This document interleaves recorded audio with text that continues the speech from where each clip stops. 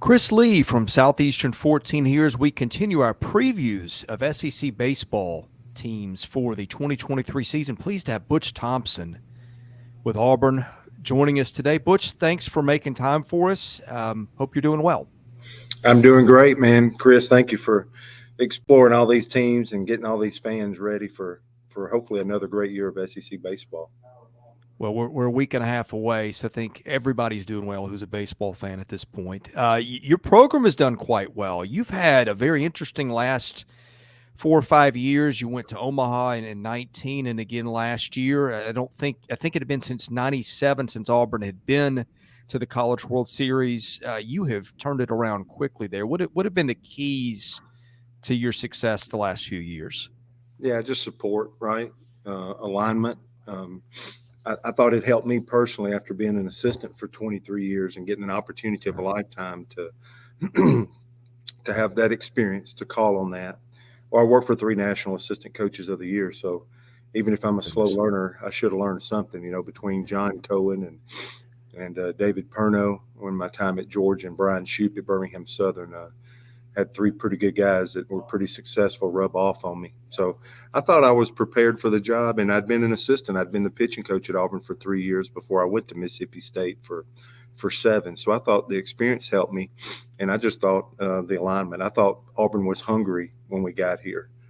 So I thought there was, fan support. We're now selling out Plainsman Park. We're now, this summer, it's been a little bit of a journey, but we're starting the expansion of Plainsman Park. So we've had great support. Our students are involved in baseball now. We had a batting practice with the coach last night that went great, and had Albie and Coach Freeze out, and which we've already done a great job. Coach Pearl's done an amazing job in basketball in that regard. In Auburn football, traditionally, the way the students have supported that. And then, when I got here, I had a Keegan Thompson and a Casey Mize. That helped hook it up pretty quick. And when you think, the success of those 2 guys of making Major League Baseball, and so that helped us get started. And then, Keegan poured into Casey, and then Casey poured into Tanner Burns, another first rounder, and we kind of got a culture going pretty quick with having some success early. And it's a couple of trips to Omaha, but if you're on the inside, that 17 was down to 1 pitch at Florida State, and that had a chance to make another run. And then, in 18, we were the last team to not qualify for Omaha, stuck in 11 innings down in Gainesville, and the ball bounced off our glove and went over the fence. But, some of that adversity, some of those challenges, probably 18 led to 19, and then 21 was kind of a tough year. We lost 9 one-run games in SEC play. But really, the adversity of 21 turned into a return to Omaha last year. But I'm just going to say, man, and then finally assistant coaches, Carl Nunemaker, the National Assistant Coach of the Year, Gabe Gross, our hitting coach, played at Auburn, loves Auburn, played in the big leagues, played in the World Series, was the Alabama Assistant Coach of the Year last year in our state. So I got pretty good help around me. Throw in a Tim Hudson and throw in now a Darren Schoenrock. Has 39 years of experience. I've been propped up pretty good by Auburn people. Yeah, how big was it to get Schoenrock? He'd been at Memphis for a long time. Getting a guy who's been a head coach for a couple of decades, how much does that help you in what you do? Yeah, Rock was my pitching coach in college. It's pretty amazing. Wow. So Carolyn Rock kind of raised me up. He was a pitching coach for Brian Shoup at Birmingham Southern. So he invested in my life when I was first getting started. Taught me how to coach, got me in coaching, had my back. Was Ron Polk's pitching coach at Georgia, Mississippi State, so he knew what the league was. I think that's one thing. Carl Nunemaker came from Vandy. Gabe came from here. Rock, the last 18 years at Memphis, and before that being in our league. All of our guys have experience, so they don't have to come to our league and figure out, well, what's the SEC all about, and take a couple of years to do that. They absolutely know what our conference stands for, represents, and what it's going to take to coach in this unique space is the way I refer to it. But Rock's more than somebody that was in my wedding, more than my pitching coach. He has a plethora of experience to share with these guys, and he kind of knows how I'm wired, which, I'm left-handed, creative, different. He's great at dotting I's, crossing T's. He's a great blend and mix for us. Tim Hudson had pitched in Game 7 of the World Series the last 3 years. I had Steve Smith before that. Been pretty blessed with having some good baseball teachers in that.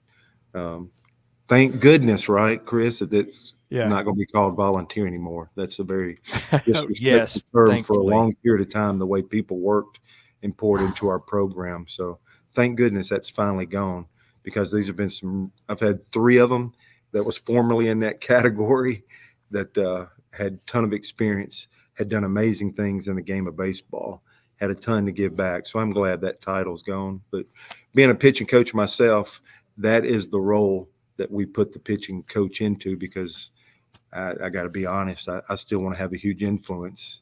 You don't just coach pitchers for 15 or so years in this league and just let it all go. So I've worked great with these guys, and they're absolutely the leaders of our pitching staff. But it is nice to have the right guys when I want to say something or impart any judgment or influence that I'm free to do it in that space.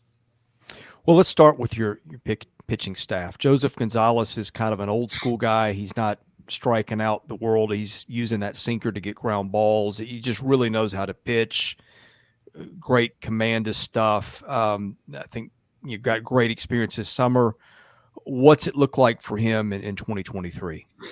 Yeah, we want him to be our catalyst and horse. That's plan A. Yeah.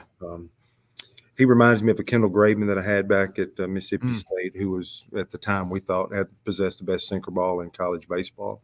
At least we told him that. That was his placebo and kind of the flag that he waved. And Kendall's still playing, doing great. He's actually evolved into a different type pitcher. I know you're a Braves fan, but I got to go to Game 5. I've never been to a World Series game. And, I thought Atlanta was getting ready to celebrate when they hit the grand slam right there, and I think the first inning there. But Kendall, through the last 2 innings of that game, and now he's 97, 98. He's a fire-breathing dragon that finishes games. I think he's with the White Sox, but when he was in college, he reminds me a lot of Joseph, just that power sinker when it gets going, and it can really, you can play 9-on-1. If you get a defense playing behind it, you can really carve through, take the sting out of the swing, and pitch some good innings in college baseball. And Joseph's kind of that rock piece that we hope he can do that. And, it is unique to our league, because really the guys that we ooh and ah and that you want to interview and you want to talk about are the guys that are producing this swing and miss at a high rate, But he is kind of our catalyst. And we lost 5 guys now, Chris. And you're saying, what are your challenges? We lost 3 guys in the top 5 rounds, and then 5 guys in the top 12 rounds. And if you got 5 pitchers last year on your staff that went in the top 12 rounds, they were all pitching. We wasn't dumb enough not to pitch them. So they were all huge pieces to our run last year. And so you got Joseph, and you do have – I don't think we've lost talent, Chris, but we've lost experience on that mound. Yeah. So kind of Chase Alsop step up, big arm, SEC arm, reminds me of Tanner Burns that Auburn fans would relate to. I've got a Will Cannon, a real exciting piece from Northwest Florida. Everybody knows after I count 1, 2 with starters, I usually go to the back end and start building a couple of pieces before I come back and think about the 3 and 4 starters. So Will Cannon's been a guy that's been impressive for us, but we have a lot of guys and we don't have the time to go through them. We're going to be a baton passing pitching staff, pitch a ton of guys early, right, left matchup. So if you got Joseph sinking at right-handed, we'll probably piggyback with a lot of guys, and probably Tanner Bauman is a guy that comes to mind that may piggyback right after Joseph to start. We'll do 2 starters every game. So Joseph open, and then we'll have a piggyback guy behind him that'll be a left-handed kind of sinker ball guy. So we're trying to find those matchups and synergy, but we're probably going to pitch, a dozen guys here till we settle in on who our 7 or 8 guys are going to be heading into SEC play, and hopefully, another good season on the Plains. What is Tommy Sheehan for you this year? I know he's pitched a lot of college ball before. I don't think came to you 100% healthy. I think grew into health maybe a little bit as the year went last year. How's that look for him going into this season? Yeah, Tommy had a really good career, right? 35 starts at Notre Dame. Got a degree as an alumni from there. I think he's very proud of that. But when this new way of college baseball, he had an opportunity to do a little bit more. So being injured and banged up, I think we've been good for Tommy, and I think Tommy's been good for us. So he wasn't ready to pitch, and we forced him in there early last year, just not ready. So he was backing up a lot of bases, so he got in shape. He's backing up third, backing up home, coming off this surgery, not quite being ready to go. but then we get 5 stellar appearances. We're rewarded for 5 stellar postseason appearances that help us go to. So he gets to pitch in a regional. He pitches at Oregon State, which, buddy, that's about as crucial as it gets. When Oregon State had hosted, that was our 7th super regional host and never lost one. And Tommy's getting us 3 innings in that super regional. So we were good to Tommy. We put him in there before he was ready and just coming back off his surgery. But boy, it showed up that was a good investment on our part, and he rewarded us late. So, Tommy could wind up being a factor as a starter, but he's absolutely so experienced and so good for our young guys. He's helping our program now, regardless of how much he pitches on this staff, because he's helping young guys and showing them what it's supposed to look like with so many new guys. But I think he's a guy that could either start for us like a Sunday starter, or even as early as like being a Saturday guy that could be that left-hander behind a right-handed starter.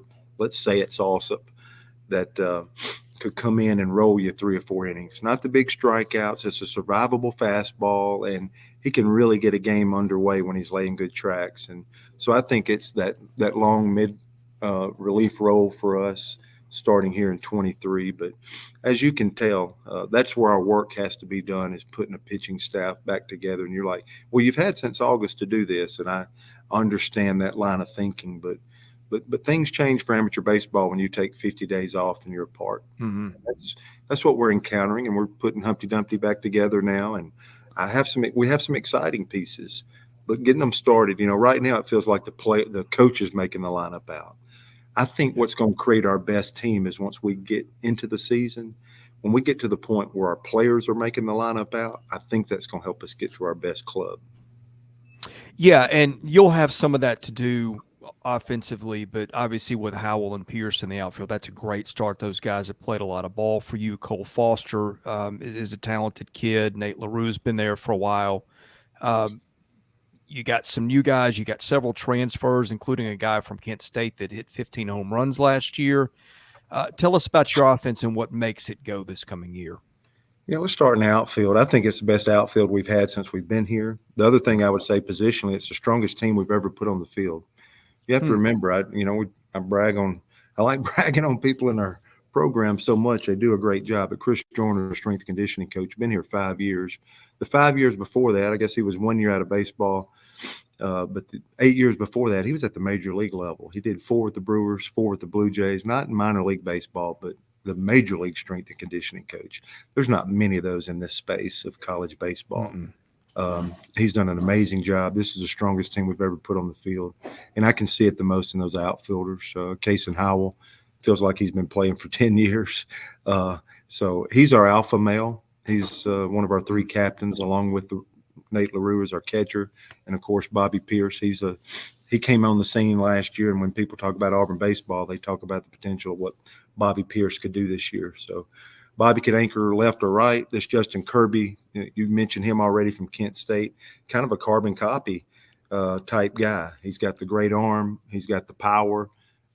He has some ability to run. He looks very similar to Bobby. And they could play right or left, either one. Gabe's playing them in both positions right now. I don't want to forget Mikey Bello. There's a left-handed option. I don't want to forget Chris Stanfield, because of what he and his family turned down to come to college is the future for us at center field. He's learning from Kaysen every day. I don't want to forget Josh Hall, who's a graduate now that had transferred from Ole Miss a couple of years ago, one of the fastest guys in the Southeastern Conference. And he lost his season last year because he run over at LSU at that bench in right field and caught a ball to end a game, which cost him, season-ending surgery. Killed his shins, didn't he? Yep, and broke his toe. So he had to have foot surgery and missed the opportunity last year. So that's a guy that's already running through walls and stuff for us that can fly as a winner. So we're pretty good in that outfield. And you did mention Nate LaRue earned the job last year. So it's going to be nice to see him going into the season having earned the job. But he's pushed, We got Iowa Western. We got Carter Wright's a junior college catcher that checks every box. I don't know if anything is like crazy. It's not crazy arm, but it's a really good receiver. It's a really good approach to hit. He just checks a ton of boxes as a college catcher, where he can do everything at an adequate level. Ike Irish is one of the most exciting bats in America, in my opinion. We'll see. The game will bear it out to be true, but it's a left-handed hitter.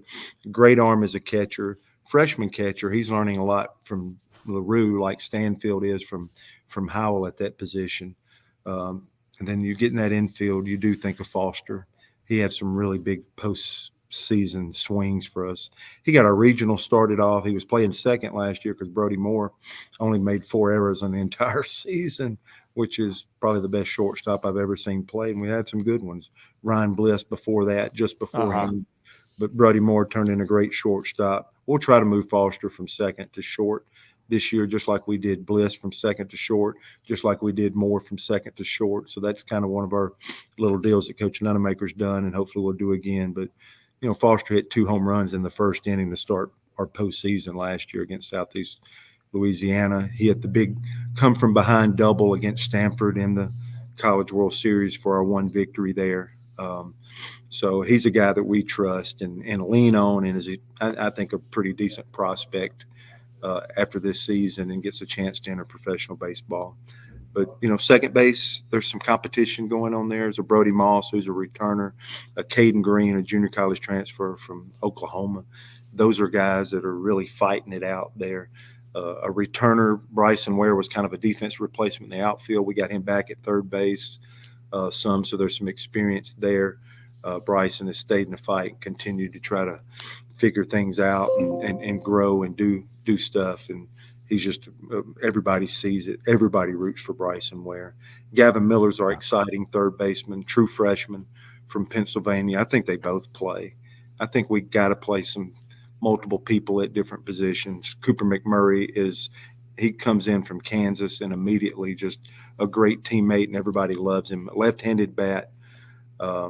Cam Hill's been in our program for a while, and Brody Wortham's another name from West Georgia, a smaller school guy that's a graduate type guy that doesn't get the attention of all this national media stuff, but maybe our best 2-strike approach, maybe our best defensive option at first base.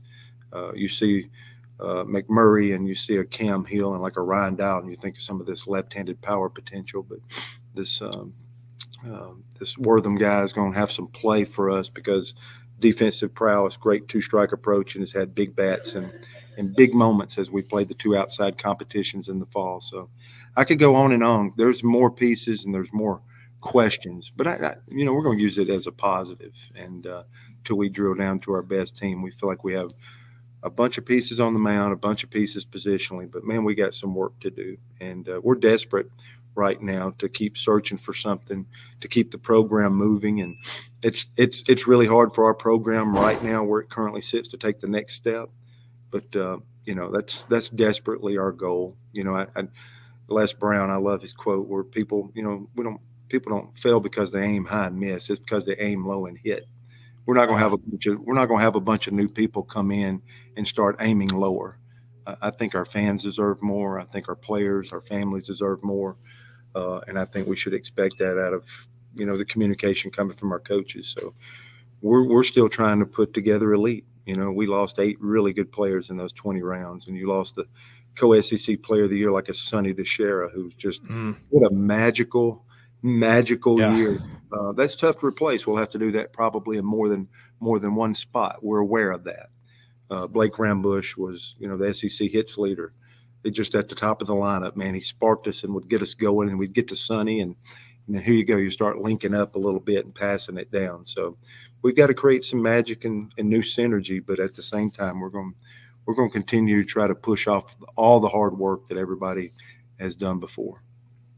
Well, that's a good segue into where I wanted to end here. I'm looking at the league. You're seeing teams that are in the top 25, but not even in the top half of the league as you rank them. It's a meat grinder of a league. And you've had a good culture. You've had a lot of guys like, we've talked about Howell and Pierce have been there for a while. Some of the guys you lost had been there for a while. I'm sure the schedule has something to do with it. And by the way, you start with Indiana and USC this year, teams that have had some success. But what has been the key? Because you guys seem to play your best ball at the end of the year in regionals and supers. I'm sure playing in the SEC has helped in that. I've often said it seems like Omaha is almost some years seems like an easier tournament than Hoover. But how have those things worked together to get you guys where you have been at the end? Yeah, I do think it keeps us hungry. I'm a coach and I'm human. The blood runs through me just like everybody else. So I think the program's done a nice job. I don't need it for myself. And the preseason stuff you can only use for motivation, because if we were ranked second in the country, then hopefully we'd have the same urgency. But we're weird. I've seen us rank between 17 and 301 is what I said at our banquet the other day.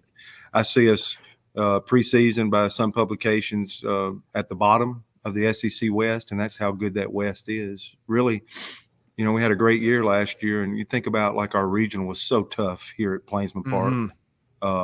We had to go through a UCLA and a Florida State in your own region. Oh, I thought you had the toughest regional maybe anybody last year. And then Corvallis is no easy place. So it was the toughest road. And of course, Stanford, what an amazing ball club they had last year, Pac-12 winners, and Ole Miss and Arkansas, two teams from my own West, are the ones that ended our season when I thought it was different than 19. I thought we had a chance last year after coming out of Corvallis. I thought we had a chance to hook it up and win a championship. I absolutely did. Got no problem with saying that. So it's just keep putting yourself in position. And you alluded to the league. I do think us having to go to Tennessee, and they blasted us the first game. We lost our number one guy for the season on the mound. Just game got away from us. Bobby Pierce comes back and hits a big home run in game 2, and then we're 3-3 in the 8th of game 3, and nobody had beaten them in a series the entire year, and we got that close, and we didn't. But we got back on that bus heading back, leaving Knoxville, going back to Auburn, like, all right, boys, we didn't get it, but we can hook it up with anybody in America. That's what can happen to you in this league. If you go win a series like last year's ball club did at Texas A&M, if you go win a series in Baton Rouge, Louisiana, I don't care, any year in my 20-plus years in the SEC, if you go win a series in Baton Rouge, you gaining confidence. Sure. And that's what our league does for those 10 weeks. And I do think it helps an SEC team. That's why I do think it's when 9 teams or 10 teams or in expansion, if 11 teams, we can start getting SEC teams. I think they'll do well. I think we learned that with Ole Miss last year, where people are trying to claim that was the last team to get in the field last year. Don't forget, earlier in the year, that was the number 1 team in America. Yeah. And then when they got straightened back out, got some pitching going, they wound up winning the whole thing. So an SEC team is just it's preparation, and I know people get tired of hearing it, but I'm saying I believe it. And if you can hang in there, if you can stay in the fight, if you're not allowed to be sad till the season's over, and you get a chance, I think we've made the most of it. I think our program has done a good job of making the most of it, because it's not like we've been sitting at the top of the standings. And I think we're just a program that keeps coming out of nowhere. And, man, I hope we do it again. We're trying to love our guys. We're trying to absolutely play the game with the most respect we can. We absolutely respect everybody on our schedule. You're right. Indiana's going to take us to task opening weekend at Plainsman Park. And then we're going to go cross country and have to hook it up with USC. That's absolutely going to stretch a new ball club. But we're not going to have to wait to start learning stuff. It's going to help our coaching staff. It's going to help our players make adjustments and get where we need to. And then, Chris, I'd say Georgia Tech, adding them back on the schedule, home and away, that's huge for our program. It's right down the road. So I think last year we finished like 5th with whatever the RPI, all the metrics, strength of schedule. I absolutely know that this is a top 5 schedule in America going into it. So, I mean, that's good. That benefits you. That's how you get to host a regional at home, if you can stay in the fight and be competitive enough. And, so hopefully we're in for another one of these runs. Well, it's a meat grind of a league, but I have a feeling you'll end up closer to 17 than you will 301. And I wish you lots of luck this season. Yeah, thanks for the time and interest. War Eagle. Thank you so much, Butch.